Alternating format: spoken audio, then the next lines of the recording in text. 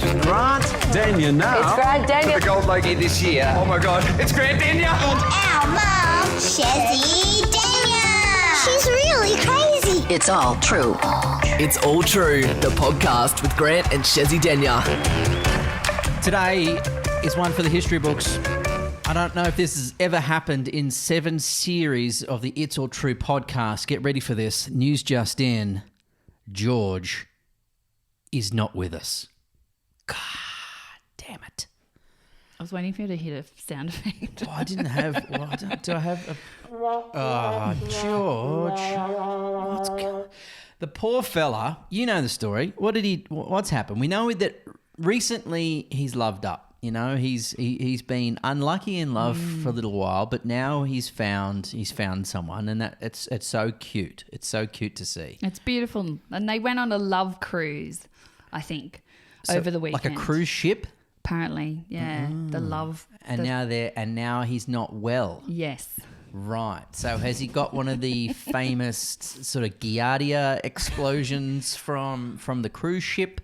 Is it a new COVID sort of thing? Remember that ship that docked in Sydney, then gave the whole country COVID? Mm-hmm. The Ruby Princess or whatever it was called. Yeah. Has he been on the Ruby Princess? I don't know. All he said was that he's not feeling very well, so he couldn't join us today. Maybe he's overloved himself. Maybe he's got a urinary tract infection. Oh, that's a bit full on. Sorry. Jesus Christ. Well, I thought that's where you were headed. No, I wasn't gonna insinuate he's got an STD or anything. No, that's not an STD. That's a terrible thing to say. Oh my God, our partner in crime, the man who's been there since day dot. That's not what the I foundation of this podcast, the man who's single-handedly been able to sort of put this thing to air week in, week out, who we depend on, he's out, and you accuse him of getting a bloody STD on a first date on a cruise ship. It's not an STD. It's very common. What's he doing, licking the handrails on the cruise ship?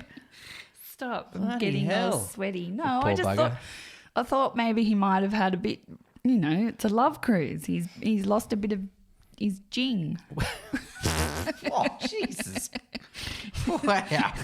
You're next going to accuse him of his wang falling off. Well, Flavia did say he was going to be injured from his...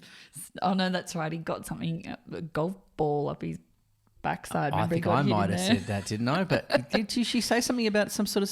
She said it downstairs. Yeah. Injury, You you're said right. a broken dick, yeah. Flavia, the mystical, the one that we go to annually to give us our future readings, said he would fall in love eventually, and he wasn't in love at the time. He didn't have anyone, so it was foreign to him, and that's right. She followed up by saying, "You're going to be so loved up, you'll have a downstairs injury." Well, I think she said you overwork a bit. Well, he's going to have skin left on it. Is that what you're saying? oh my God. The poor bastard's not here to defend himself. This is actually a very interesting, serious chat we've got today lined up. So let's not lose everyone with the intro being too loose. Okay. Should we just bring her in? Yeah. Okay. So we are steering the ship here with no George. So this is concerning. So our special guest is just joining us on Zoom right now, live from a cruise ship off the Queensland coast. Who's managed to spot him? Hey, Sarah. Hi. You got us there. We don't have any audio from you. Are you on mute? You can't hear me? Gotcha. There we are. I was just thinking in my head, I have to remember to speak in like the 3D world. Are you speaking in the spirit world? Oh, you know me. I'm always over preparing. I was tuning in for a while. Oh, I love this. You've just joined us, and we haven't yet done an intro for you yet because George is sick. We normally have a third wheel with us, who's our technical totally genius. Okay. I understand. But Sarah, and listeners who are joining us on the It's All True podcast, have you ever just freakishly looked down at the clock and it's 11:11, or are you seeing twos everywhere? Or is there a repeating process that you are currently seeing somewhere in your life and you're wondering what it means? Well, the good news is we have Sarah Yip. He's here to join us. The numbers queen. To walk us through what it means, because she's the numbers queen in Australia. She knows all about it. I've worn my numbers queen T-shirt. Look, 1111. Yes. from my friend Tony. Yeah, got into the groove. Right. I've got so many questions. All right. Sorry. So Grant's still doing- numerology, that's the field of expertise in which we're discussing now, isn't it? Am I correct? Yeah, it's numerology, although some people think it's neurology or meteorology, which is a whole other conversation. Meteorology. That's what I used to do.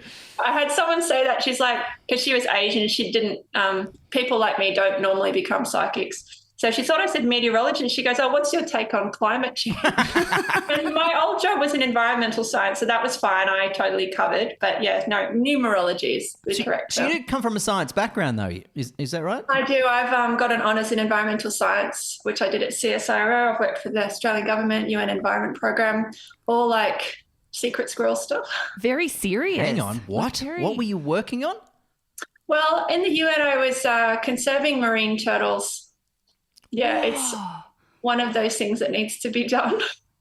This is so And I still have a huge love for nature, and I think it informs all of my work, is that the clues are always outside right there. So the whole world's just a big All the answers. maths game for you, isn't it? Yes. Yep. Short answer. So, Yeah. look, saving the turtles is we have 3 girls, and that's very high on their priority. especially our middle daughter, who's obsessed with turtles. Absolutely, and we watch lots of documentaries about them laying eggs and what kind of numbers make it to the ocean and to full growth and adulthood, and that's a tough story for a 7-year-old to digest, because it's a bit grim, those numbers. Well, it's true, but also I think it's really indicative of psychic people and sensitive people, as a lot of us don't always find our way to the top, and we do get lost in the drama of everyday life, and it is quite rare to find a highly sensitive person at the helm. I mean, you've talked about that, Grant, which I think is incredible. And Chezy, you're clearly very tuned in as well. But yeah, a lot of us get swept away or picked on. Yeah. I think it's a good metaphor, to be honest, and we need support. We need volunteers. Yeah. We've released some turtles before into the wild. We did. From It was a hatching place where they would sort of sift through the sands, rescue all the eggs before all the predators would come along and gobble them up, and then they would let them grow and hatch, and then they would sort of hand release them into the ocean. That was a beautiful little process. Yeah, it was. It was. And the turtles, I'm sure, will be all the better for it. I mean, you might know they're one of the only animals that goes back to their home beach. No, I They're didn't know that. they're incredibly loyal and faithful. Yeah. It's beautiful. So the beach where they're laid, they'll actually go back there to lay their eggs. Yeah, right. Every year. That's beautiful. Well, if they can get there and they're not, distracted by Facebook or other things. That's true. Hey, just quietly though, not one of them sounded like the turtle from Nemo. Not one of them. Oh, I love that turtle. Well, life is long. It may yet happen, Grant. You might voice. Get on board, little dude. Now, we got you on today because I have been seeing 1111. It's been happening a lot. So I'll send an email, an important email, and I'll look at the time and it's 11:11.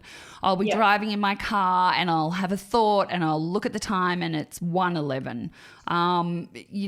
These numbers keep appearing. And I know it means something, but I can't grasp what it is. Is it a thing? Yeah. It's a real thing. Yeah, millions of people have written about it, and I've personally talked to many thousands of people about the phenomenon. There's a sort of short answer and a long answer. The short answer is spirit's trying to get your attention.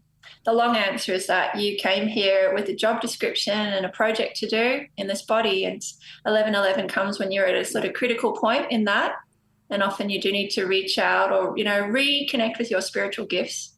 So a lot of us have shut down those abilities when we were little. And the 1111 comes back to let you know that there is a pattern to life. Things aren't random. You're quite a powerful creator. And it's also a way of finding your tribe. So the 1111 people are quite a nerdy collective is the nice way to put it. And we all love to talk numbers all day long and screenshot each other. But then there's also, the feathers people, the people who find feathers. Yep. And there's the animal people who always have like white cats come and talk to them. And every now and then we get together and argue over who's better. But What happens if because I also find feathers, and I've just noticed just recently that I keep seeing a black crow. Now, it's not the same crow, but when I'm driving and I'll just be deep in thought, a crow by itself will just fly in front of the car, capture my attention and fly off. So I'm in all three of those groups. yeah, you're clearly at a turning point. I have had a look at your numbers. So, Chezy, you're in a 8 personal year, which is about restoring balance, reconnecting with your higher self, which is your soul. And clearly you're just at a point where you actually need those abilities. I'll give you an example. I have 3 really young boys, so high risk category for accidents. And I noticed as soon as I got pregnant with them, and of course having them, that my psychic ability definitely went up tenfold. And I think it is to save their lives. Yeah, So right. intuition and psychic ability is designed to help and heal. And it increases in people where they are at that life or death boundary, like whether you'd call them a paramedic, police officer, nurse. A lot of these people have some belief in the afterlife or the spirit realm because they've witnessed it. Yeah. And so if you have a need for it, it will develop. And well, Chezy and Grant, maybe your kids are pretty advanced and you need to keep up with them. So it's like you've got to pull things out of the toolbox that you thought you'd never use again. Yeah, that's just giving me real goosebumps. So I've got Goosebumps and truth bumps.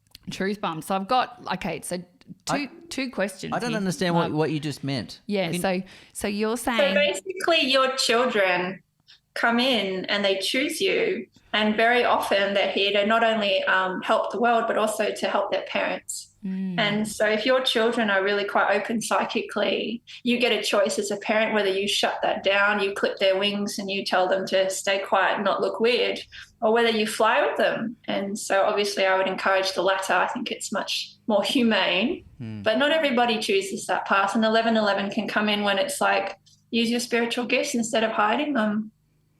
Actually, that's Wow. beautiful. That Yeah, is beautiful. Because we have always said that our firstborn sailor came along because we needed her at that particular moment more Yeah. than she needed us, and that the universe sort of handpicked that soul and presented her to us at a time where we needed that gift, we needed that help, we needed that kind of realignment back probably onto our proper path. I think we were probably straying a little off our course a little, and she corrected it beautifully, and it was the grounding that we need. We've always felt that it was gifted to us. I'm getting all teary. Yeah.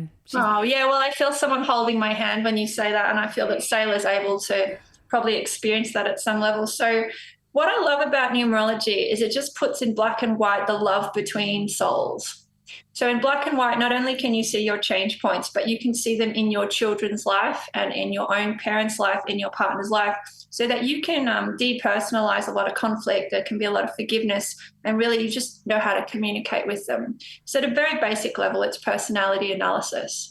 And I just love it. Like, seriously, the synchronicities between a child's chart and a mother's chart particularly just bring you to tears. So, for example, my first son, Forrest, he's a number 18 life path. His turning point will be at 18 when no doubt he'll go off into the world. And in my chart, I have a ginormous change point at 53, which is when he's 18. Whoa. And if you're into numerology, which hopefully some people will get into as a result of this call, it's just unshakable proof that our children choose us, we choose them, and we have a responsibility to each other to keep learning and not to just buy into this idea that we have to discipline them and tame them and they can't be trusted and you have to like put a video cam into their car. And it's so sad when I see that. I think, well, you've got this perfectly good radar called intuition, which is free, and your details don't get sent to Microsoft. Use that instead. Seriously, it's not got any malware installed. So, okay. So numerology, if somebody's just learning about numerology, which we are, well, we We know a little about we know it, a little bit, yeah. So I remember sitting down with the numerologist when we were, so I had to book in for a cesarean with Scout, our second born, and so I had 4 or 5 different dates, and I was so confused because I didn't want to pick the wrong one. I had no idea why, but I sat down and she worked out each of the dates, and then we went with her birth date. So Scout would have been working with you as a spirit, and the children do often survey us long before they come in. Like my son sat on our bed before we got pregnant and said, "Can you hurry up?" And he pointed out his watch. And even now, as a 7-year-old, he still does that to me in the morning. Oh, wow. So Scout probably is the one you'd start off with numbers, but numerology is so easy to learn. I can literally teach you it in a few minutes. So if you know about chakras from Reiki or yoga, you know, root chakra, sacral chakra. Do you know about them? Well, yeah, but maybe for people who are listening who don't know, maybe can you just from take us top through? down or bottom up to you. Very cute. Well, I can't stand up easily, but so it's basically root chakra is the feet, and that corresponds to number 1. Right. And then sacral chakra is the hips. That corresponds to number 2. Solar plexus chakra is the tummy, number 3. Heart, number 4, throat, number 5, third eye, number 6, crown, number 7, and then we have number 8 and 9, which is sort of the greater energy fields. So if you have learned about chakras, you can literally apply numerology instantly. Most people, when I explain it like that, they're able to sort of get a feeling for it. It doesn't seem like such a foreign language. It's a really basic thing. Children get it like that. I've taught heaps of kids, and actually I've been corrected by many children as well. They'll say, "That's not what 777 means, lady." Okay. 777. Here's a bunch of numbers that you used to have all the time. That pops up a lot for me. Yeah. So look lots there of on your sevens. race car, 777. Well, that was my race car number, 777. And That's a protected number, and no doubt that would have been quite handy when you were racing around. Yeah. it was my most successful year in motorsport. Yes, and we'd probably be able to track that through your chart. So 7 would be the crown chakra. Now 777 is a code that will appear to everybody this year who is open to it, because 2023 is a 7-year for the planet. So the planet's in a 7th cycle, and basically we're all opening up here, which is the belief that we are spirits, not just bodies. So there'll be lots of miracles and lots of mayhem. That's what I've called this year. Wow, Miracles of Mayhem. It's a great book title. Oh, there's going to be mayhem. Yeah, I love a bit of mayhem myself, but so everyone's got a different level of tolerance, right? And can you pinpoint what that mayhem might be? Is it just individual mayhem for all of us, or are you talking on a global scale, like the war in Ukraine? I do a forecast in January each year, which there's a lot of it in there. But essentially, in a 7-year, the people at the bottom often come to the top. The people from the top often come to the bottom, but in a good way, in a healthy way, so that everyone takes turns. And the other thing is, often people will actually actively seek spirituality because they realize that basically that's their essence. So it's a really good year for anyone who is doing podcasts like what you're doing. Maybe they're doing psychic development, meditation, yoga, alternative medicine. Those people are going to come out of the woodwork more and more, and not only be paid, but I think actually become, able to be seen. Because a lot of us have these jobs, but we're hidden. Like I've consulted to various politicians, celebrities, but very rarely will they mention it because it's still seen as quite taboo, this type of work. We're kind of jumping all around the place here. Just go for it, man. Okay, yeah. You mentioned like you've consulted for politicians, and I was looking at your Instagram page, and you've predicted a couple Chris of Minns, yeah. So Chris Minns is a 43/7, so his biggest life turning point is at 43, which is right now, and he's just become New South Wales Premier. Wow. So this is if Dominique Perrottet, he's in a 9 personal year conclusions, and he's out. I've been doing election stuff for years. My first job was in Parliament. I used to be the waitress for Bob Hawke and John Howard. I'm sorry, I am jumping around, but you see, numerology is not just, angel numbers. Numerology is a lifestyle. And if you can get people interested in it, they'll have the passion and the tenacity to keep going, because it's a lot more than just, you look on the internet, it means everything is fine. Yeah. That's whitewashing. It's a whole lifestyle where you pay attention to signs, you take responsibility, you step up. it's exciting. I love it. I love working with it's- people who see the numbers. Did It's you? fascinating. Were you bringing beers to Hawkeye? Was that part of your role as Yes, a waitress? I was. Yes. He's a master 33. Well, bless him, he's passed now. But, the double big mouse, and he was the one who did the The yard glass. Yeah. And I remember having all those hilarious conversations where we'd have all like the ambassadors of Trinidad and stuff, and they'd say, "What is VB?" That's a bad accent. And I'd be like, "Don't touch it. Don't touch it. I'll get you some Crown." And and then John Howard would have his white wine, and then I'd get in trouble because I'd offer him something else. So I'd get between him and his bodyguard. They'd be like, "Chinese assassination attempt." I have a lot of very strange stories, but it makes me a good numerologist because my entire life I've been exposed to people in power. I've studied their numbers, how they use it, and then I apply that knowledge to help other people to rise and become successful, like people who are marginalized. This is pretty incredible. I know. Like, what a background. It's not easy to explain, Yeah. but I love it. Is the nicest. Once you get into it, it's a thing. I've got a whole bunch of amazing people who support me on, Patreon and all that. And the hardest thing to deal with actually is because people think it's a cult. But I mean, you can't own numbers. Like I can't own 1111, and it's not my fault if you see it. No. Causing that. I just happened to be someone who took an interest to the point that I created like a website.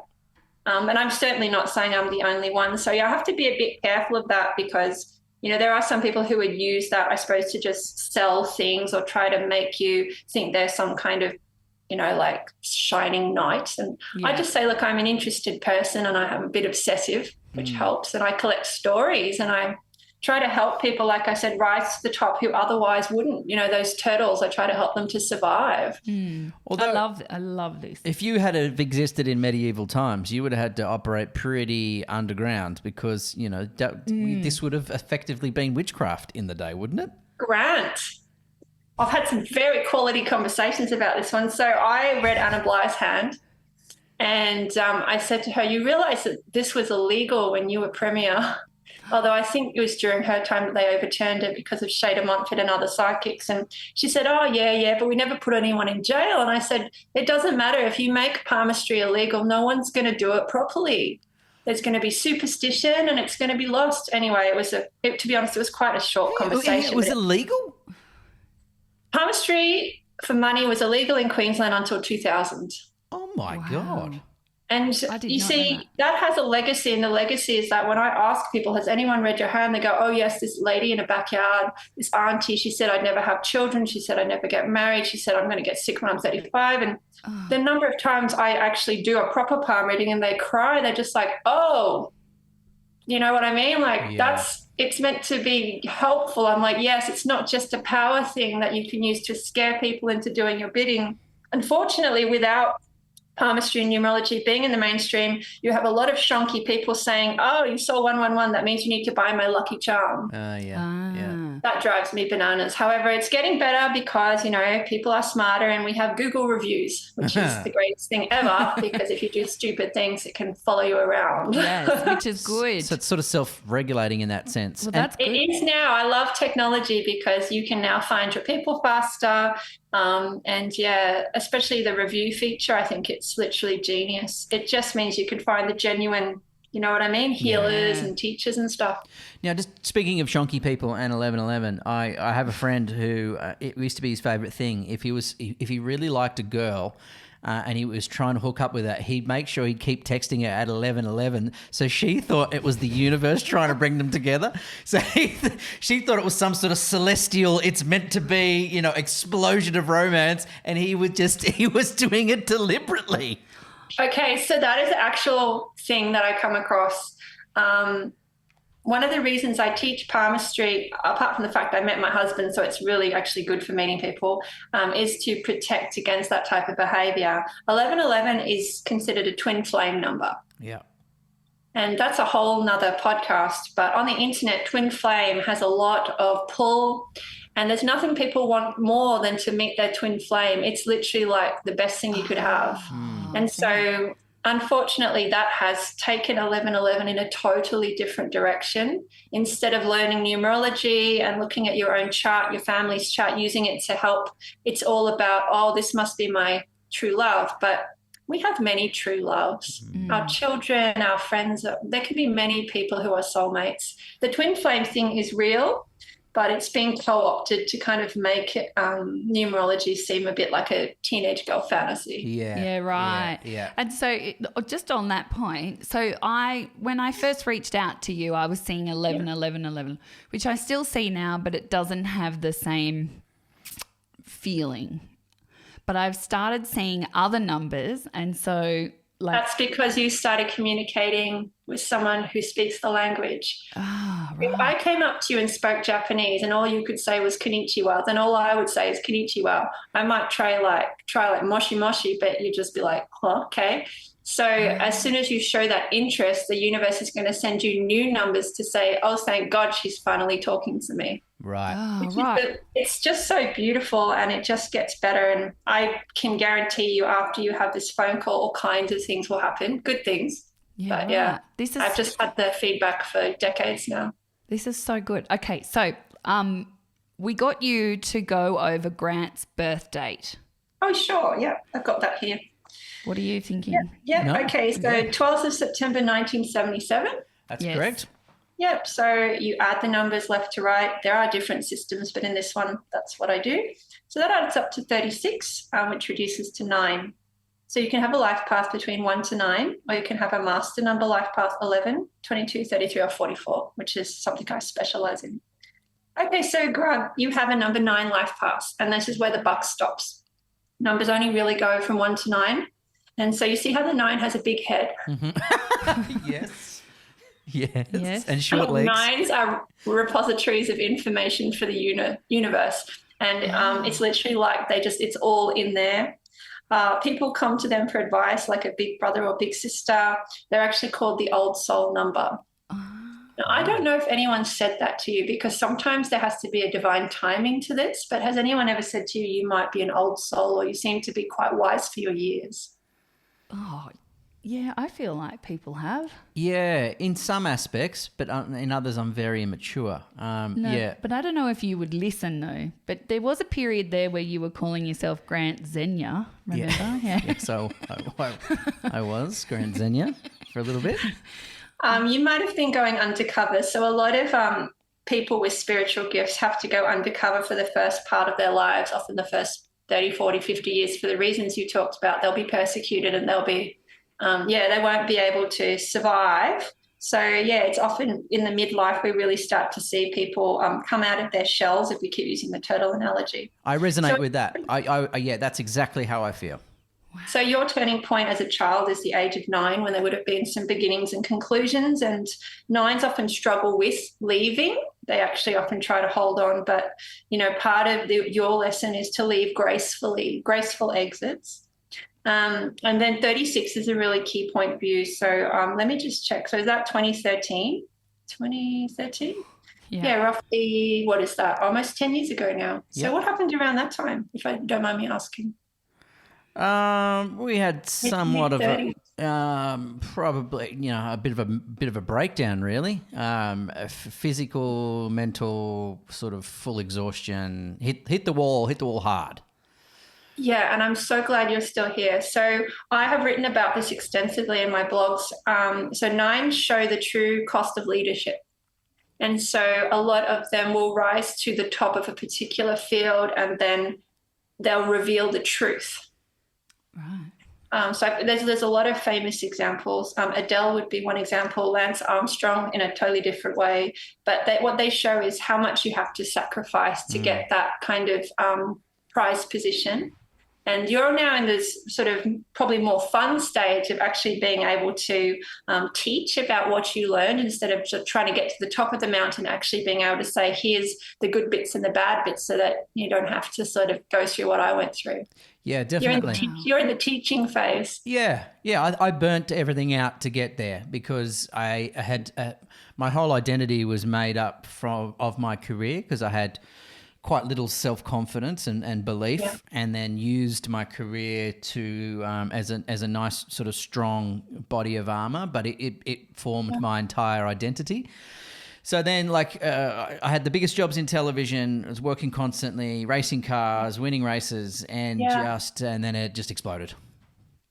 Unfortunately, we do see that with the 9. So they rarely ask for help. And I have a saying, if a 9 asks you for help, like drop everything, cancel all your appointments and get to their house. Because it's literally like once in a lifetime. They might be like, yeah, I'm struggling. It's like, woo, off you go. That's that. When we talked about the big head, they keep a lot inside. And to be honest, they're highly competent people. So they can go a long time sort of between services. But yeah, so that's the first thing I thought. You have no numbers in the middle of your chart, neither does Chezy or George. There's no 4, 5, 6. So there's actually a massive disruptor nonconformist streak. You are someone who does not like the boring middle bit. Start it, get someone to help you with it, finish it. And this is someone who often they are growing up in the shadow of expectations until that 30s or 40s. They really do succeed a lot more for midlife. So that's why I said that. Chezy, can I talk about, I just realized actually, Grant, you're in a 9 personal year. That's a huge turning point. This one here now? Yeah, you person. Yes, you. Isn't that what happened with Dominic Perrottet? Wasn't he a 9? And it's a 9 No, year? so he's a life past 5 who came to power in 2021, a big year for the fires. That's all explainable. Okay, sorry. Yeah, look, I would suggest, what's that? So that'll be by, no, it actually would have been September last year. You would have been in a 9 personal year, 9 personal month. So yeah, maybe 6 months ago, you probably did go through something where it's just have to leave that behind and not talk about it anymore and just allow yourself to heal. But actually, to be honest, you're going into a 1 personal cycle, in September. That's actually really exciting. Explain a 1 cycle? Well, it's a whole new life. I had my first child in my 1 year. I started a business. I moved country, I think it was. And if you really want to know what will happen, to be honest, you could just look back 9 years. I mean, that's the simplest way to do numerology. It's not about me proving it to you. I just give people the tools and they prove it to themselves, and they text me in the middle of the night going, bugger it, you're right. So we moved to the country. We had a total sea change. We completely ejected from, the life and trauma and fatigue that had run us into a hole, unplugged and kind of redesigned our lifestyle and started from scratch effectively. Oh, my whole body's like goosey. So basically you resuscitated yourself. Yeah. You're struggling to breathe and no one was giving you CPR, and so you took yourself off to somewhere you could get help, which is nature and the country. And it's a very different energy. I've moved to the country and the people actually tell you their name. Like, I know my postman's called John and he always wants to shake my hand when he brings a parcel. I love that about nice, country isn't it? people. It is. I really love it. Yeah, I'm definitely born to be remote. Okay. Well, 9 years ago you moved to the country. Well, something's about to come full circle. Who knows? Maybe you'll help some other people to escape the rat race. Yeah, that's really interesting. I definitely feel like I'm in a rebirth period where after a very quiet couple of years career-wise, and also that reflection of, do I still want to do this? Is this what still drives me? Do I have a fire for this anymore? And I feel that's returning. I feel like I've debated that for a good couple of years now, and I feel I've tried a few new creative things, and I feel like we're about to move into that, which will hopefully be good. Yeah, well, I'll pull a card since I can't help myself. I'm a bit pokey. Yeah, straight away. It's going to work. Yeah. What is the 9 of Pentacles is women in business, which is interesting because you're male, but you have a female side. Yes. And I think that's something that we often forget, is that we have an anima and an animus and male and female sides. And, so often we make the money from our masculine side, logic, rationality, push, push, push. But that intuitive business, which is what I've changed over to, it's on the rise and it's much more sustainable. It's where you sort of work with your natural cycles. You're really honoring your feelings. You're honoring the people who can't stand up for themselves, the children or the disadvantaged. And it's a way of making income that everyone benefits from you succeeding, not just, a small group or yourself. So instead of the pyramid, we have the collective, the circle of friends. It's funny you said saving of the children. That's something that's plays on my mind a lot in the recent sort of 4 to 6 months maybe is the welfare of children. Yeah, I feel very drawn to that, and it's continually sort of popping back up for me. Yeah. We treat our children the same way we treat our dreams, and a lot of people are trying to monetize their dreams and try to like go into that hustle culture, but the new children coming through are fundamentally different. Their numerology is completely different. You can see it in the numbers. So they have lots of zeros and lots of twos. They need team. They need family. They are specialists. They're not generalists. Right. So these children, I think, will force a change in the education system where it will have to move away, hopefully, from being so calculating and so kind of divisive to one where it's a lot more about, collaborating and creativity, music and art. These children you've got to think of them as Renaissance children. That makes sense. And they simply won't be motivated by getting the top mark. They'll be those children who go, I've seen my mum and dad do that and then have a heart attack. So what are you really trying to sell me? Like, they're just too smart. They can't be bought off the way that we could be bought off. And if you don't mind me saying, maybe one of the reasons you're pondering this, Grant, is maybe you did have to sacrifice a lot of your child self. You had to grow up very quickly as an old soul, and now you're having your happy childhood. Yeah, I'd agree with that. Yeah. Yeah, that makes a lot of sense to me. I think. So yeah, I look forward to doing your kids' numbers. Maybe we can do that offline. I'm really passionate about parents and children flying together instead of trying to peck each other or clip each other's wings. I feel like there's room in the sky for all of us. That's so nice. Thought. Yeah. And I think it's education-wise, I think both Chezy and I feel that we were lost. We were lost in the school system. We weren't academically geared for the way that the current education system works, so we slipped through the cracks. I remember sort of seeing my parents kind of look at me and go, "Oh my God, what are we going to do with this hopeless idiot? He's just not going to be able to survive in life." So, I and then that's some pretty harsh language. Well, they didn't say it like that directly to me, but they said it here, and. Yeah, we're all born with like these abilities to sense what people are thinking. It's a survival mechanism. It's not even psychic ability. And I think thoughts have energy. So yeah, clearly you knew what was going on inside of them and you have kept that with you. And maybe over the next year or two, you'll be able to rewrite that history. Because we like to think our thoughts are private, but people like me are not uncommon. Yeah. I happen to have a business, but, pretty much every child out there could out-psychic me. If you really gave them the opportunity, they'll say things that just, I do love that. I remember I went to a Catholic school and I remember writing something down you had to write. Yeah. And I wrote about my past life when I was a blah, blah, blah. And this only came to me the other day, this memory. Yeah. And I got into so much trouble. Past lives aren't real, and I'm sure it was just a creative writing exercise, but... surely the Catholics would have believed in reincarnation. Nope. What? Well, it's because you go to heaven, like you go to heaven to Jesus, and then you're there with Jesus. Yeah, right. The only person who reincarnated... is the big dog. What was Jesus. Yeah, I've had to reflect on this a lot, having been religious as a child and pulled my parents into religion. I think the idea that only people at the top get that second chance and that you have to somehow earn that right is quite destructive to the creative spirit. It just doesn't feel true. And I think most children these days won't buy into religion, to be totally honest. But Chezy, you're based on your date of birth, you're a 3710 one, so you've got lots of change at 1, 10 and 37, which is not too long ago actually. And you're a number 1, so that's the black sheep. And so that's the child in the family who will do the things that no one else has dared to do. Sometimes people marry a different type of person, follow a different career.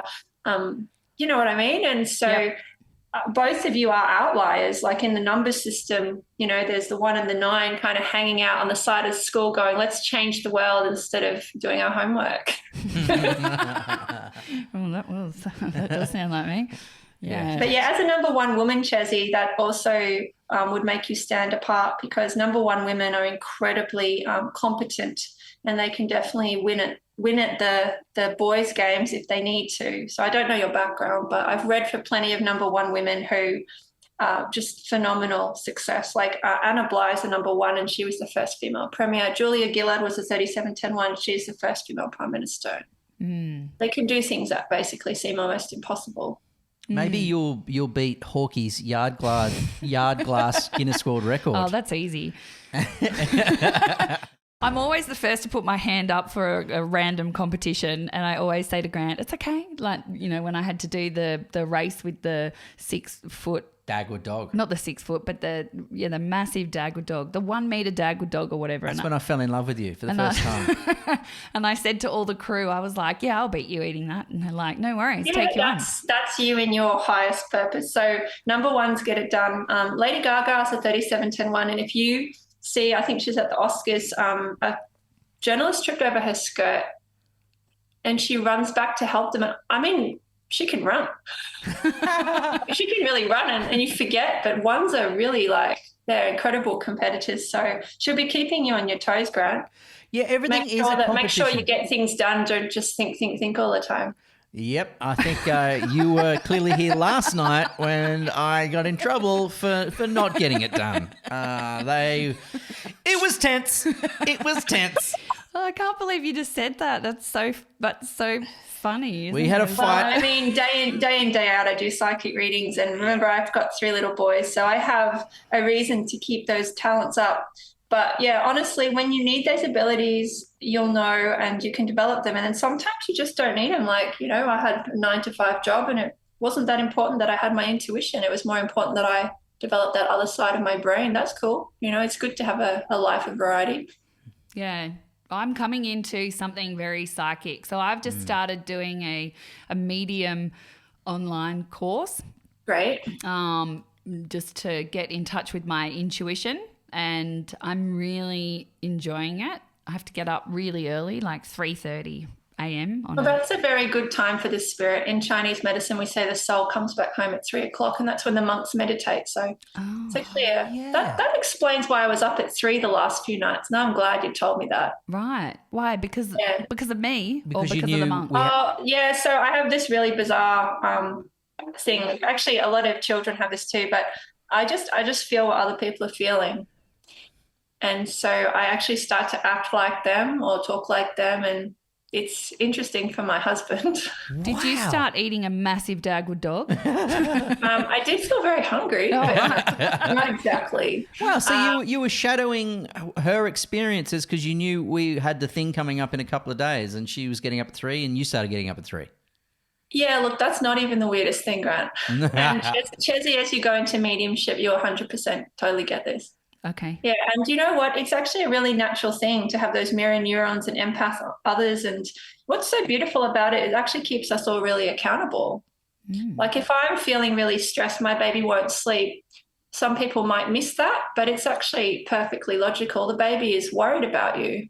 Yeah. The baby has a consciousness. Just because it's little doesn't mean it's not smart. Yeah, that's so true. And so often we try to calm the baby, but we need to calm the mother. Yes. There's lots of people who feel stuck in life. You know, maybe it's the career's not surging forward like they hope. It's because they sit down too much. But no, please continue. Maybe it's a relationship that feels like they just don't know how to progress it or evolve it or move on from it. Or maybe... Was this because of our fight last night? This is because of... No. The truth comes out. But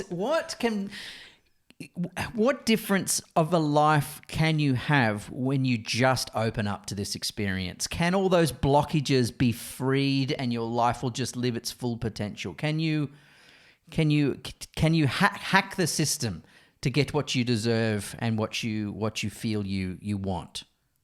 Yes, and not only can you hack the system, but as soon as you hack it, you'll be able to help other people hack the system, which is literally the most satisfying thing on the planet. Wow. I mean, for someone to be drowning, they're just going to drown anyone who comes near them. But if you learn how to swim and then you become a lifesaver, you have a choice then whether you swim, you drown, you lifesave. To have choice, I think, is the peak of the human heart. The heart loves choice. The mind loves security. The heart loves choice. Yes, absolutely. You can hack the system. It's not going to be instant for most people, I'd say. I've only started to feel that like that maybe after 10 years of doing this type of work, and that's working with a lot of people. But, certainly learning from those who are practicing. Like a lot of people teach, but it's been a long time since they were in the field, if that makes sense. And so I feel like sometimes what they teach is a bit outdated, or they may actually you can get a bit full of yourself. But if you're actually, day in, day out doing the work and then teaching from that practitioner aspect, it's just a beautiful energy. So, for example, Grant, you are doing podcasts, you're in the field, you are like getting your hands dirty. And then perhaps if you would teach people how to get, their name out there or their cause out there, that would be such a lovely translation of your abilities. Because people at the top, what they're like, their ups and downs, and you can probably help people to avoid some of the pitfalls that you fell into. Yeah, just don't chase fame. Just end of story. Find something noble. Find something fulfilling and rewarding and beautiful, and something that helps someone else rather than just a self-serving.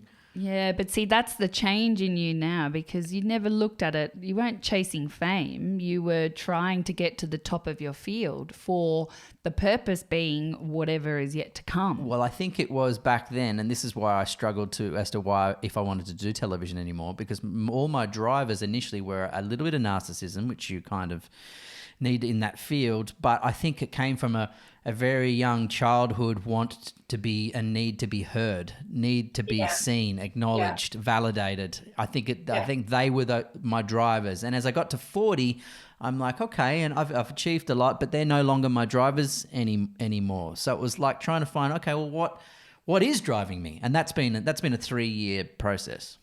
I'm so happy to meet you at this point. It's funny, I've just started a book. Well, I've actually been working on it for 10 years, and it's about driving. And the spiritual, when you have accidents and how there's like a spiritual meaning and all that, license plates and stuff. Well, there's sort of two ways you can take success, isn't there? You can sort of go, I got the success and don't do what I did, which is sort of that old-fashioned way of like, basically it doesn't work, because your kids will say, but you did it, so I want to do it too. Yeah. And the other way is to basically look it in the face and go, okay, you're going to, whatever it is. I mean, God knows, it could be, you're going to do drugs, you're going to have a boyfriend, you're going to try mushrooms, whatever. You can look it in the face and go, here's the things you need to know, and I'll be here, over here, sort of not too close, not weird, creepy close, but over here. And we can sort of transform the situation into don't do it to go ahead, but these are the things you need to know. And that can be really healing, really like empowering for you and whoever's involved. Just a suggestion. No, I think I was chronically fearful of failure, like debilitatingly so. So I was so afraid of being embarrassed or humiliated or failing that often, so what we're trying to instill with our girls now is how failing is such a wonderful part of the growth experience that actually accelerates your growth, because you end up realizing that doing that doesn't work. So bang, I get to pivot over here and go this way now and absolutely ace it. Whereas, as you were saying before, an inability to let go, letting go and moving on peacefully. I think being afraid of failure meant I didn't take some of the most wonderful chances that I didn't expect that came along. You're so singularly focused looking forward, you don't see the beautiful gifts that come in on your peripherals. Yeah, that's literally one of the most amazing things I've ever heard, and I hope you turn that into a T-shirt. So Chezy's a 1, and so she's going to have sometimes challenges with starting things, and you'll sometimes have challenges with finishing things. So luckily, you've got George, who's a 4, which is kind of the middle bit. So, Right. So it's funny how your team has people in all the sectors of the numerology chart. both ends and the middle. Yeah. I do have trouble starting things. And finishing them. No. Well, No. that, Chezy, I mean, I don't know how long we have because I'm pretty sure I've gone over, and that happens just to let you know every time someone talks to me. Okay. But so often that can actually be right from your birth. Right. And so often the healing with a number 1, you would actually go right back to the conception, the birth, do some healing, that there's no right way to be a person. It's actually okay to be just totally unique and to take your time. And then, Grant, you'd have the opposite sort of, we do different exercises with you, which would be, to trust that other people are just as smart as you. Yes. Yep. I had a belief that if it was meant to be, it was up to me, and no one else could help me, and the only one who could do it well was me, which was a very lonely, boring existence. And then Chezy came along and broke your brain. Yeah, and my back, I think, as well. I broke my back about 12 years ago. Did you have any other, because we haven't done George's numbers, No. and also I feel like you probably still have questions about the numbers, but you just let me know what you want to cover. So George, you better give us the rundown for George because he'll be so upset if we don't do We'll pass his it on. numbers. Yeah. Okay, so George is one of the new generation. So where, Chezy, you and Grant, you found your purpose and your greatest maturity from 36, 37, George actually finds his from 13. Wow. Which is a third faster. So George is from the new generation who I'm just starting to meet and study, and they're really amazing. So these people, they come in and they're basically ready to go. So as soon as they're born, it's like they're already 12. And it's actually quite amazing to work with them because a lot of them will start a business at primary school, and like they're just incredible. Wow. So he's got a really good line in his chart for performing, acting, speaking up, selling, influencing, all that stuff. None of you have that line in the middle. So you definitely need some sort of help sometimes to stay motivated. Maybe, you do need regular time out, and, none of you have the numbers for a 9 to 5. Yeah. Well, that makes a lot of sense. Yeah. The idea of 9 to 5 scares the shit out of me. Yeah. And this is actually why I try to work with parents when their children are born, or even before that. I teach the parents, because then they're like, oh, okay, so we won't put that child in this because that would be cruel, and that's just me living my dream, not them living their dream. Anyway, long story short, so George is a 4, so that's the heart. So this is often someone, they can be really, really caring and of service. And you often see it actually in people who they've got like a tradie type of aspect to their work. They can be really practical and hands-on and no fuss. I haven't actually met him, which makes it a bit harder to do the reading. But Spot on so far. Yeah. do my best shot. But anyway, so with the angel numbers, as you can see, you can take it a few places, but the main thing is learn numerology. It's a language. You can speak to spirit. You can understand your family and your children. And then I think the nicest thing about it takes away the fear of numbers. A lot of people I meet, they're afraid of maths, and they're really afraid of money. Same. Oh, I was going to say. And they have this real issue that when you see a number, it's like judging you. Yeah. I couldn't do maths very well because I couldn't concentrate at school. So when I could concentrate, I could do it well. But numbers, I just thought numbers were maths. It was just too big, too confusing, and I just blocked it out. And I'll get it wrong. But then I started, even when Grant and I first got together, I'd say, oh, look at that number plate. I'd be like, that's 333. Grant's, what does that mean? I don't know, but it's good.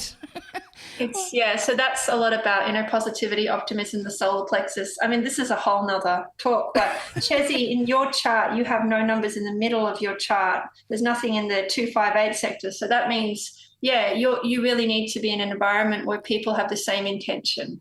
Right. So if I put you in the middle of Parliament House, you'll be able to feel that there's all of this conflicting energy. So it's not that. Yeah, I worked at Parliament House. I worked at Parliament House. Yeah, and it will make it harder for you to access yourself. It doesn't mean you can't be successful, but it'll be on other people's terms. Yes. But you've got it's a very private line, and it's also someone you're very deep in your relationships. It takes you a while to trust, and then it would take you a long time to recover. And basically, you're what we call a lifer. When you love someone, it's like for life. You're a lifer. Oh, yeah. It's also her second marriage. I just want to point that out. And you can love someone without being married to them. Yeah, there you Hang go. on a second. That means she's in love with someone else that's not me. No, I'm just saying that, over time, marriages come and go, but soulmates, we can travel through many, many lifetimes together. And anyway, sorry, I don't want to sound too vague, but I think it's important not to get always I think it's just important to remember that we're souls, that's all. Yes. Are you feeling anything? Is there anything in the numbers about our relationship that we need to know about? Well, I'll just base it purely off numbers, okay, because I'm not doing a psychic reading. But the difference between, so you're a 9 and Chezy's a 1. So to find the compatibility, you add it together. So it adds to 10. So that could well be a relationship where you're really like finishing something together. It's like you've probably been together many times, and then this is like a whole new chapter. And also because it's a 1, it means you'll start a lot of revolutions together. Like together, you're so opposite actually that if you can handle that energy, you can inspire a lot of people to make a fresh start. So the difference between your numbers is the conflict stuff. And so 9 minus 1 is 8. And so what that could suggest is different approaches to money, different approaches to power, different religious upbringings. And that's just life, you're just going to have different churches, maybe different offices or different accounts, something like that, without getting personal. Yeah. And like I said, numerology takes away the sting. It's not, it's just a thing. It's like it's not personal. Anyway, I'm blabbering now. No, I'm so interested. I'm yeah. Can you give us, looking forward, is the world going to be okay? Are we going to be all right? Do you want to know if you're going to be all right? No. I'm thinking globally now. Like when you talk, I get asked this all the time because not only do I do global forecasts, I do election forecasts, I do personal forecasts every single day. I'm doing 12-month forecasts or lifetime forecasts. Don't even ask me how I got into that. I seriously was just looking after turtles. A decade ago, I'm like, it's a turtle. It's slow. I can keep up with it. This is a great job. Hey, rub the shell.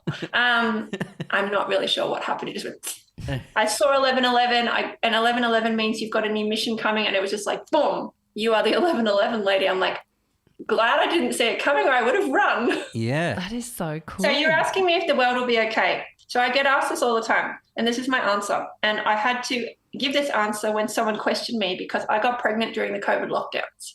Mm-hmm. And someone said, who do you think you are bringing a child into this terrible world? Oh, it still makes me cry. Oh my like, who do you think you are? How could you do that to a child? Oh. And it took my breath away. But a lot of people were thinking that.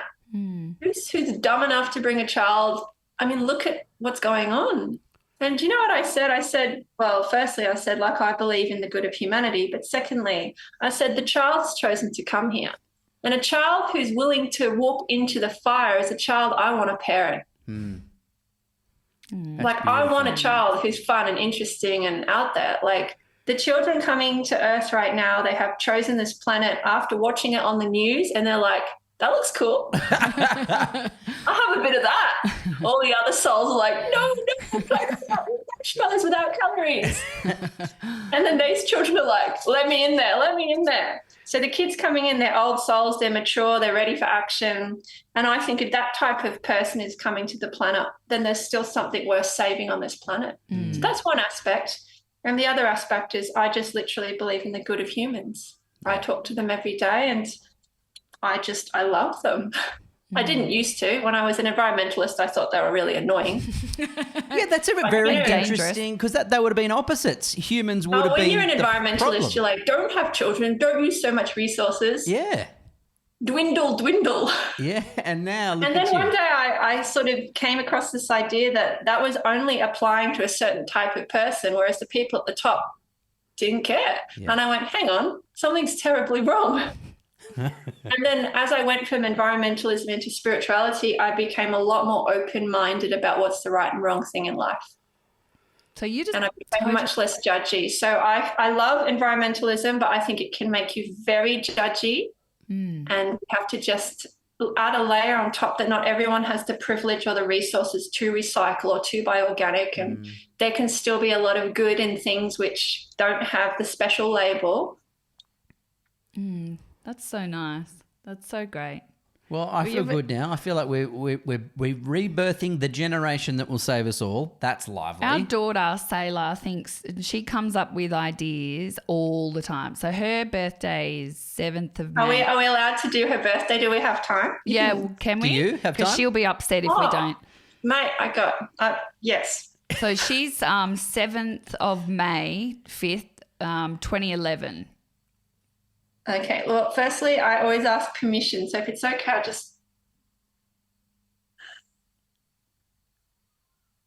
Yep, she's good. All right, so 7th of May, 2011. So 7 plus 5, 12, 14, 15, 16. Oh, yeah, I worked with a lot of those ones. I actually had one come to my house a day ago. 12, 14, 15, 16. Okay, so sailors are number 7. It's interesting because they often have that connection with water. Her name is so beautiful. So 7s are having a huge year in 2023. Who knows? Maybe Sailor wanted you to talk to me, so we talk about her. Who knows? She keeps texting me various things, and I can tell she's very into all of this and spiritual. I will send you some links after because Okay. I very rarely can get across everything I'm thinking. So I've got about 800 blogs and I just send them to people after, and you can have fun with that. So as a number 7, she's come here to think for herself and to teach others to do the same. So to open up to different types of learning. Now, 7s can get labelled either as very, very clever or not very good at school. It depends on how their teachers treat them. If you have a teacher who is willing to work with their quirks, they literally can become a genius. Unfortunately, a lot of the time, they're like, you're too slow, you're not listening, why are you questioning me so much? They get put in a corner and they're like, I'm dumb. So I often have to do a lot of work with the 7s around being smart. What does that mean? As a 16-7, this is often someone who is actually, very, very psychic, but there can be a lot of fear of using it. You'd be the perfect parent because you're clearly interested in preserving her abilities. So that was a good choice, Sailor. Lots of change at the age of 7 and at the age of 16, which she's not at yet. Let me see what personal year she's in. So we find the personal year by adding up the last birthday. So that's 2022. 7, 5, 2022, 12, 14, 16, 18. So she's in a personal 9 year. Oh, wow. Same as her dad. Yeah. Well, that's, like I said, it's really common to find a lot of synchronicity between parents. Maybe you and Sailor will get something launched in the next year together. Does she want to make music? Does she want to write something, create something? Yeah, I think in the musical space, yeah. Straight away I got the music, Lady Justice, one of my favourite cards. So you can see she's got the sword and she knows how to use it. And sword is words, same letters as words. Well, she's kicking around, like she loves musicals, and she's kind of just moving into that now. And I've just been offered 2 roles in musicals for the first time in my life, only in recent months. I was wondering. So just before the call, Hugh Jackman kept coming in, and then I found myself doing all this crazy Hugh Jackman musical stuff, and I'm like, what is going on with my body? That's insane. Yeah, well, Hugh Jackman, extraordinary human and lovely, family with Deborah Lee Furness. That's really interesting. Yeah, well, at this point, we know that when a politician opens their mouth, no one listens, basically. However, music goes right into the soul. And so if you really want to help and heal, we have to get creative, and we can't just lecture people from a pulpit. Yeah. We have to, so that the 2 streams of affecting people at this point is pretty much food and music. Yeah, it's a really good point. You know how there was, my husband always says this, he's like, it's the fall of civilization when chefs are like the highest intellect. And that's happened. So It's so true. It's very here we are. Yeah. That's very true. Yeah, Jamie Oliver's a 36'9", and so is Boris Johnson, and they often end up in politics. I know you're probably like, what? But the world is changing really fast, Grant, and look, a lot of actors have become politicians. Arnold Schwarzenegger, Again, it's funny you say that, because it's something that it's been on my mind. What would I do if someone reached out and said, "Would you join our party? Would you represent us?" And What? I kind of feel like, this is my job, Chezy. What? I'm basically a human X-ray, and it's weird, but lovely, but weird. This is great. but I feel that there is a certain element of pointlessness to it for the things that you just said. There's no point dictating from a pulpit, is that the term? Yeah. And I don't feel that politics represents who we are or how we talk or what we care about and need. And so I feel this disconnect. Here's my challenge to you. I love politics. I love it. I've read for lots of, anyway, not about me. But I love politics. I love politics because the expectations are so low. Yeah. that if you are even half decent, you can blitz the field. That's a good way to look at It's it. true. I went into the psychic industry, God bless them all. And I'm like, whoa, where's this, where's the sort of structure? Where's the business aspect? And there really wasn't much. And I entered the psychic industry 15 years ago. And I like to think that I've sort of created a lot more respect in my own way. And because the expectations are so bad, you can make a lot of difference. Yes. And so I'm just saying that from the mud rises the lotus. Yeah, right. Oh my gosh. So And you might go like into... the generation of politicians in power, they're old. Yep. You're not old. You have an advantage. No, and I don't feel like anyone is talking like we goddamn talk, and none of their messages cut through because they just don't talk like human beings. There is just like I'm like, are we allowed to say this in public? Yeah. Sure. Why not? I've watched all the other ones. I love politics. I feel like I have always been into it because even just me being in business as an Asian boganized psychic is a political statement. yeah. There's true. very few people looking like me, talking like me, acting like me in my field, and that's a shame. It's a real shame, and it means a lot of people are not coming to us for advice because they can't relate. But I have a lot of clients, who are migrants and stuff, and they're like, I would have never seen someone, but you look like my accountant. And I feel safe with you. Here are my numbers. Oh my gosh. Don't tell anyone. I'm like, yes, victory. This You is so don't good. look like a politician, and No. that could be in your favor. I don't look like a psychic, and it's always worked for me. So Like you I could said, be... people still think I'm a neurologist. They're like, oh, I've had this great I think you'll come back.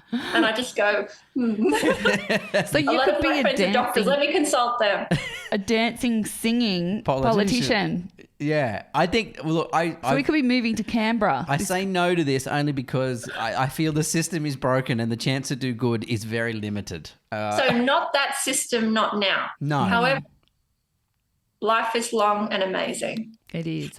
And I've seen a lot of young people going into politics. I know someone actually in their 30s who's a mayor at the moment. And I just say, just leave a side gate open. Because who knows, maybe for the good of your children, you will need to stand up for them. Oh, that's... Sometimes it's good to leave a side gate open, because when a parent says, I can't make a difference, I think that goes into their children's DNA, and they're like, well, if dad can't do it, I'm not going to try. So I think even if we just leave the side gate open, if I need to do it, I'd do it, but I wouldn't do it for the glory. I think that's, I think we can make a difference, but just not in the political sphere yet, because I think Not as yet. humans we're ahead, but I think that old archaic system of how politics and politicians have traditionally climbed and who they are and where they come from, I think is still falling away, and it's got to collapse Yes. before. And you don't want to be in the collapsing building. You're a very smart human. Yes, and I respect you very much. I learned a long time ago not to tell nines what to do. They are actually beyond psychic. Yeah, they're way beyond psychic. And I have 2 children who are 9s who remind me of that every day. So I just do my best to kind of filter the information and then get out of the way. I love this. Sarah, before we let you go, and I really don't want to, but do you... You can talk to me off the call. It's okay. Oh, yeah.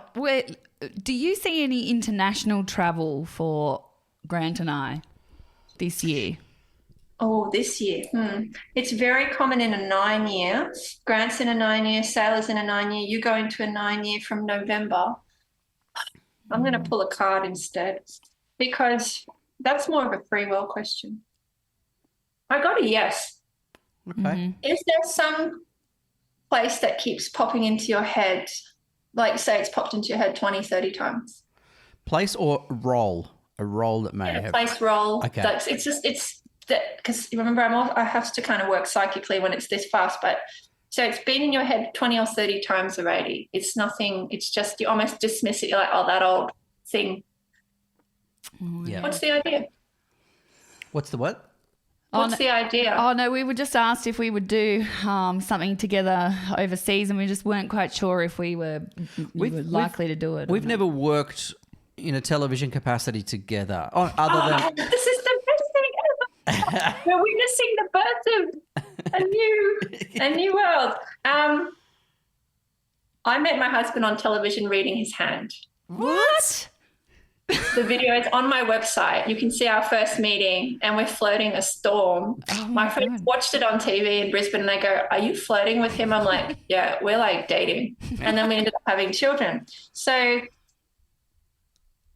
if your love is good enough, to have children and to stay together this long, why not share it in a greater capacity and give people hope?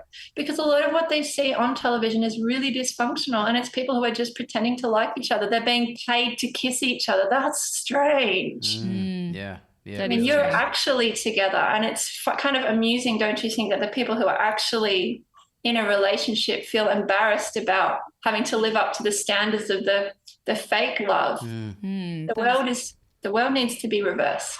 I'd encourage you to have a go. I'm not you, of course, but it's telling, if you don't mind me pulling the car. Yeah, No, go. okay? That's fine. Yep. It's telling me it'd be just a breath of fresh air, just something new. Give yourself something to do apart from probably bicker over the dishes.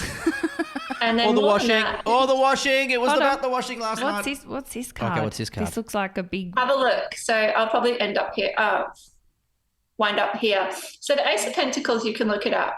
But not only is it prosperity, it's really, you can see blowing your own trumpet. It's being really proud of what you've achieved. You have stayed together probably despite some very big odds.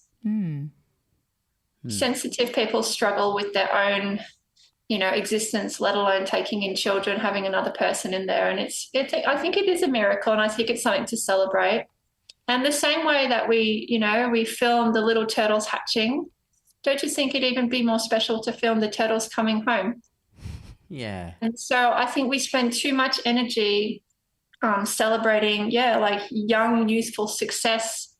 We really need to be seeing more people who have come through the other side and can still smile, sing, and dance. I think that's going to give the kids a little bit more hope. They need to see that it's worth the journey. God, That's beautiful. You're very good You're with words. a bit of a poet, Yeah. aren't you? I know. Thanks. I appreciate that. Scientist, poet, my God. political beer server to prime ministers, medium, psychic, card I reading, number actually spilt person. a lot of alcohol on different people, and I really wasn't the very best waitress, but I was being paid $20 an hour, and so really. And I actually also used to eat their chocolate. They would have this really expensive chocolate. It was the Grand Marnier white truffles, and they were just, I couldn't stop eating them. Oh my So God. that, I don't know, when John Howard or whoever, they'd be like, "Are we out of white truffles today?" I'd say, "Oh, sorry, sir, the shipment has been arrived." Yeah, with chocolate still on your lips. Where can we find you? Give yourself a plug just so people can reach Oh, reach sure. out. My website is sarahYip.com, SARAHYIP.com. Facebook, The Numbers Queen. Instagram, SarahYip1111. And yeah, you can find your life path, find your forecast. I've got lots of little classes. The best way to learn from me is through my Patreon, or I have a higher level coaching program called World Changers, which I really love. And yeah, I also offer readings, and I read with my husband, which is pretty much really unique.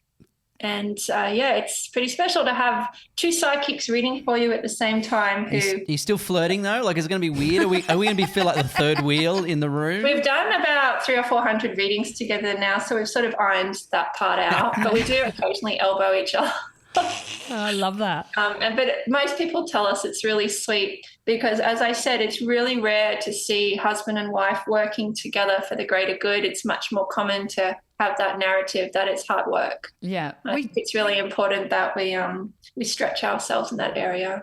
We should get you and your husband on in a few more episodes, and we can we would can have a love lot of that. fun. Yeah, it'd be fun. He's hilarious. He will just talk about beards the whole time. That's funny because Chezy's got one.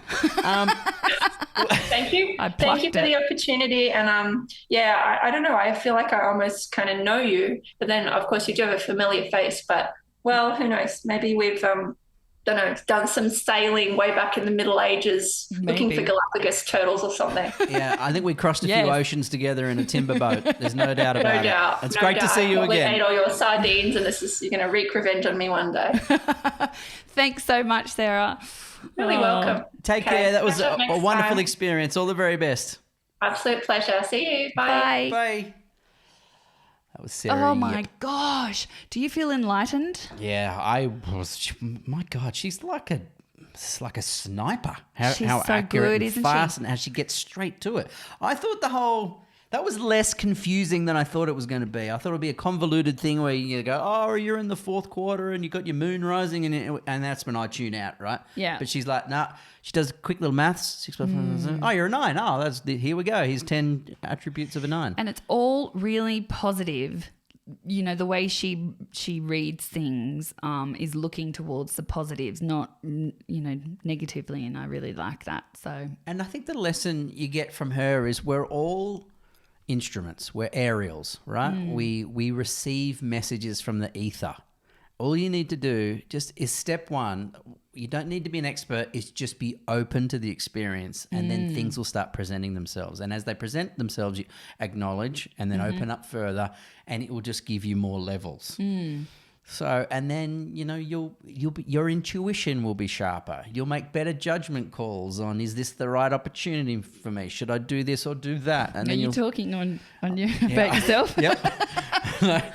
Should we do said that you- show together, or will it end our marriage? These are the decisions we have in the But household. maybe at the the moment. washing would end our marriage anyway. Mate, that washing has sat out there for 3 weeks, and your mum was coming today, and you had a flip out last night knowing that she was going to catch you out with, and I swear that you were afraid of what your mum was going to say about that washing sitting there, so I did it. And I don't need a thanks. I just did it, and I will continue to do it because that will now be my role. That's great because I've got a lot of work to do. I'm a 1 and I need to go change people's lives. And the one thing I know about ones are always telling us how busy they are. 9s just get on with the job. We internalise it. We know we're good. We get it sorted. Thanks for joining us today. George will be back next episode or he's out. No, just joking. Yeah. We love George. Once the antibiotics kick in, the syphilis is gone.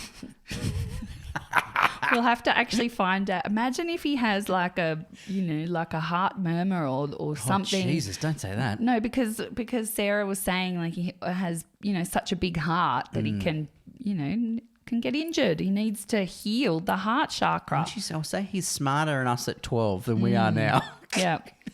Well, that's not hard, really, is it? We had so much learning to get to these points. Yeah. And look at our parents as well. I mean, I'm sure that as the generations have increased, we're much more open, we're more psychic, we're more in tune. There's a real open... And it's not their fault. It's just you would have, like she said, you would have been ridiculed for that in the past. So society was not... Yes, it's not a that's great... right. Maybe in the 60s it was sort of, that was around. And in the 70s and it faded out in the 80s. It was all about commercialism and you got to own a nice car and you got to have a great job and, Well, that's still around now, isn't it? I think less so. And I think now we move... I think everyone's a bit more spiritual and that's okay. So therefore we all kind of... We're all developing faster, which is... and in a nicer way. Okay. So I'll go put a load of washing on and then hopefully my wife will talk to me. So awesome. Thanks for listening, everyone. Thanks Hope you for enjoyed another listening. episode. Another great, crazy, unusual, fascinating, spiritual But it's so conversation. good, isn't it? Yeah. It's so good. I don't know what's happened with this season. It's like, today is episode 9. Are we? In the year of the 9. Oh my God. And you know what? You're a 1 and you gave me a 1 last night, a middle finger. That was 1. It's not normally the finger that we use for the number 1, but it was still a 1. And now I'm giving you another one. Bye-bye, Thumbs up. everybody. Bye. It's All True, the podcast with Grant and Chezy Denya. Bye bye.